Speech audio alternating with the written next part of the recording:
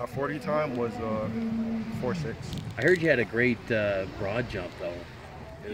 What was the broad jump? 1 to 23, so that would be 10.2. 10.2. Okay. And so, how did BYU like get into the picture with you? Like, what was that when you heard of BYU first? Like, did you say, who are these guys? I've known about them since I was probably 14, Okay. and from there I started building a relationship with a family friend, and then he was like, well, he gave me the opportunity. He was like, do you want to go on a trip to BYU? I was like, yeah, sure. We visited Temple Square and like the temple. Then we went to visit the BYU, and that's when I got on their radar when I went to the visit. And then on that visit is when I'm assuming BYU offered, correct? A little bit after, like 2 weeks after. 2 weeks after, and then you committed right on the spot, like when you got that offer? I gave it a couple weeks. And what made you ultimately decide to commit, like a little bit after that offer? The family environment, like the way they run the program, it just feels like the best fit. Did you want to, like, with that offer though, did you want to look at it as, hey, maybe I could get some additional offers or hold off? Yeah, I want to have options. So. Yeah. And have you been hearing from more schools since that offer? Yes, I've heard from Stanford, UCF, UF, and FIU. Wow. And do you what's like your schedule the rest of the summer in terms of workouts and things like that? So far I really don't have any other workouts, just football practice and then just working on my craft.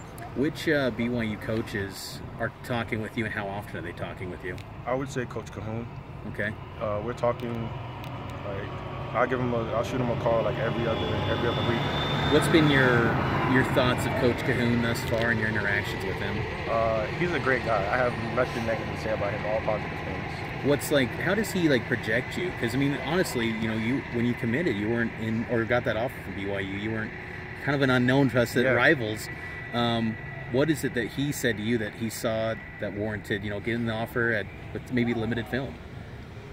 He said mostly character, and he believes that him and the coaching staff believe I have the ability to get up to their level.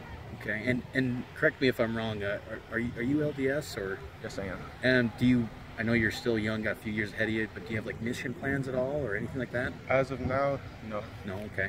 And have you played other positions in high school, like defensive back at all? Free safety. Free safety. Okay. What's the one aspect of your game you're trying to improve most? What do you want to get better at? I want to get better at route running and confusing the DBs, but I have a lot of things to work on. Well, what's it like out here just competing with these guys, being in Margin Hook's camp? If you could just maybe talk about him and just kind of the influence he's been. He has a wonderful personality. He's very technical on how you place your foot placement, how you come out your breaks, and just overall just being a dog. That's his saying. What was your first impression when you came to BYU? I mean, it's a pretty eye-opening experience for a guy from Florida. I'm assuming it's your first time in Utah. What struck you immediately coming out here? I'd probably say when I came, I hit the mountains. Yeah. I love the mountains. Well, what about BYU specifically? Like, who greeted you? Like, what was your first impression of BYU? When I set foot on campus, I just had this feeling or this vibe that it felt right. Like I felt like I was home, and the coaching staff showed a lot of love. Which coach in particular did you maybe hit it off with first? Was it Khymani? Was it someone else? Or? I met Coach Detmer first, I believe. Did you know Ty Detmer's history before meeting him, or was it? No, it was. You're too young for that. No, I had no idea. But when I found out afterwards, I was like, that was like the best opportunity. Like, it's not every day you get to sit down with a Heisman Trophy winner or an NFL player. Well, what did Ty tell you initially? Like, how did he approach you? What?